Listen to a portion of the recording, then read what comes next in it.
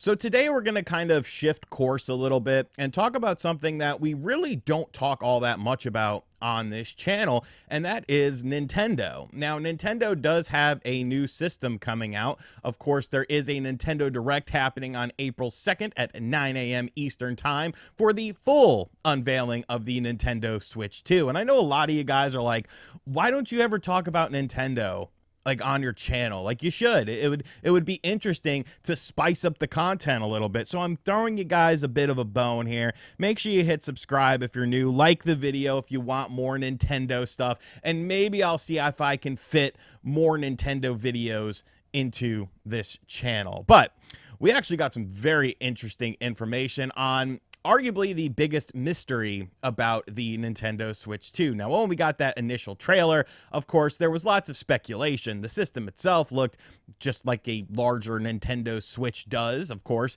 it is a, sequential upgrade to the system. We saw a little bit of Mario Kart 9, but the real interesting portion of it was, of course, the Joy-Cons and what they were going to have and potentially not have. Now, the concept of the Joy-Con in and of itself is very interesting. It arguably was one of the main gimmicks for the original Nintendo Switch, but I definitely do feel like it was a little bit gimmicky. Outside of Nintendo and some first-person shooters, you really didn't have too many people using the IR function of the Joy-Con in a meaningful way, so it was just kind of something that was there. It was an option, but it wasn't something that was really fully realized or fully utilized, for better or worse. Some people, they don't like motion controls. Well, with the Nintendo Switch 2 Joy-Con, there was definitely a larger air of mystery. Why is it moving like a mouse, like the creature? How does that work? What is this going to be? And of course, Nintendo didn't talk about it during that Nintendo presentation, the little Switch 2 teaser trailer, but they actually have revealed what all the Joy-Con 2's, I guess we're going to call them, can do and how they can function. So this to me is probably, like, outside of software itself, of course, this has been the biggest mystery. What is this Joy-Con thing? How does it work? And how is it going to be functioning? Well, now we have that answer directly from Nintendo themselves, because some new patents just hit the market that clearly show how these Joy-Cons work. And yes, the Switch 2 Joy-Con is sort of a mouse.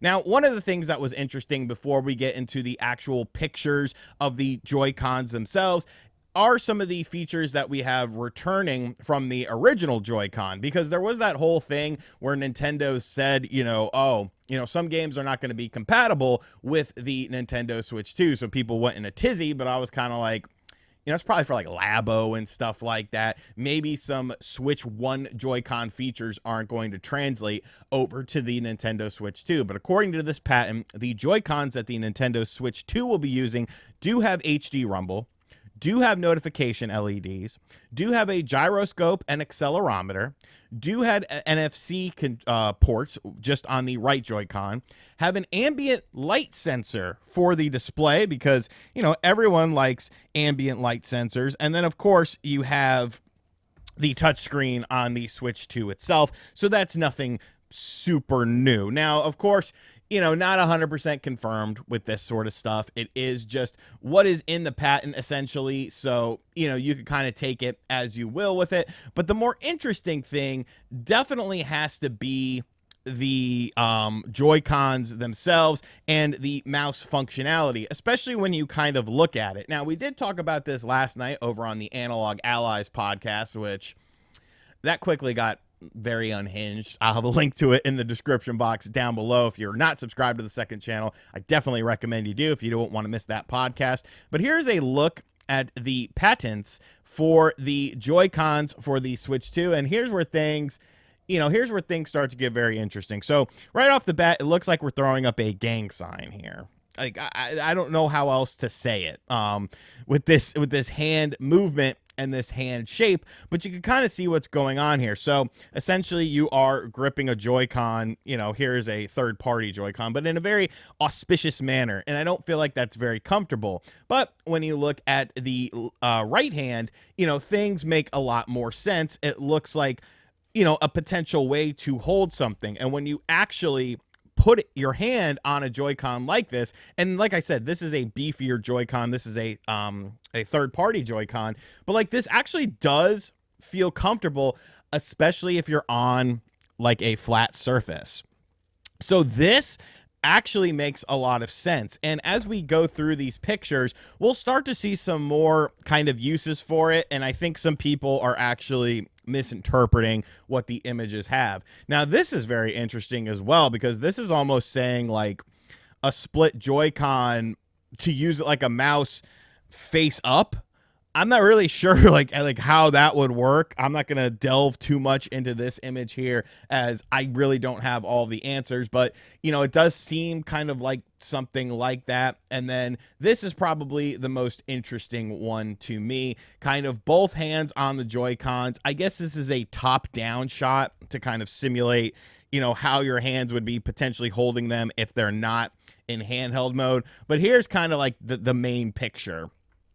And if you have, you know, your hand like this on a Joy-Con, it does feel comfortable. It does feel like something you could actually use to control a game. You know, the Civ team, the Civilization, they're already like excited for this and excited to see more from this, even though they probably already like know all about it. They just have to be facetious.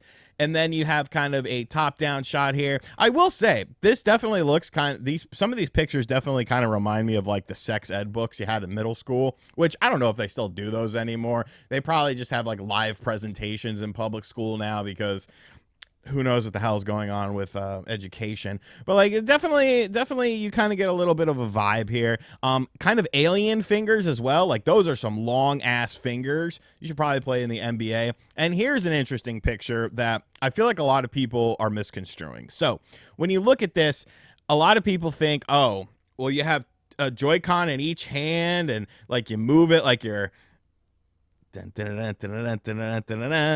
you're riding a horse or something, or girl with pigtails. But no, that's not how I view this. I actually view this as showing how it would be with each hand, because everyone has a dominant hand. I am a right-handed person. So as a right-handed person, I would be using this and not this, because when I hold a Joy-Con in my left hand and try to do that like I would with my right hand, it's not as comfortable. It doesn't feel natural. It doesn't feel organic to me. It feels very wonky. So I wouldn't hold it like this. I would be holding it like the person with the right hand. But if you are a left-handed person, then that's how you would use it. So I think this is not showing in conjunction. I think this is showing either or. Now, I could be wrong on that, you know, so don't take that as 100% confirmed. But to me, I view this as either or. So your dominant hand can be the hand that you use to control the mouse-like capabilities. So I think this is really revealing the biggest mystery of these Switch 2, like how the Joy-Cons were going to work, and was it actually going to function like a mouse? And I think it does function like a mouse and much more. But what's interesting is then you get to the question of, well, what software is going to be using this? Because you could have all the gimmicks in the world, but if you don't have software to go along with it, then it doesn't really matter. Nintendo, don't dick around. Mario Paint is what the streets want. Mario Paint, you know, you did it on the Super Nintendo. It was great. I have it. It's awesome. You did it on the N64, DD, only in Japan. And guess what? It was still great. You had more cool stuff in there. I think this would be a great creative tool, and having a built-in mouse or something would be awesome. You know what you do? With the Super Nintendo version, you have the freaking mouse pad in the big box. I know, because I still have it. It's up there. You have the mouse pad. It comes with the mouse pad, comes with the game, maybe a little booklet or something like that, just like the collector's edition of Mario Paint did. And then bam, right then and there. Perfect. Everyone is happy, and that's the kind of stuff. Of course, real-time strategy games are also on the table with this as well. Potentially first-person shooters. You can get very creative with this. Now, will companies get creative with this? You know, it kind of depends. Obviously, if the system sells well enough, I could see some companies tacking on some features. But like, okay, follow me on this. Nintendo DS. And the mouse is like the touch screen or something like that. Like, you can make it work, bro. You can make it work. You could bring Nintendo DS to NSO. Then you can increase the price. And you know what? I wouldn't care. I wouldn't care because DS games can look very, very pretty upscaled. And I think that would be super, super cool to have the touchscreen support in a arguably different manner, but at least it would be sort of there and functioning. So I don't know. I think the possibilities are endless with this, but I think the greatest mystery aside from software has indeed been solved. And that is this will function like a mouse. It's kind of like the Joy-Con successor. You know, it's bigger, and we do know that it is larger than a standard Joy-Con, and I think it's going to be pretty comfortable in your hand. Now, how many applications will actually use it? That kind of remains to be seen. But let me know in the comment section down below. What do you think about this? Do you envision any games? Like, what genres and stuff like that? Like, obviously, RTS games should be an absolute lock. Diablos and stuff like that.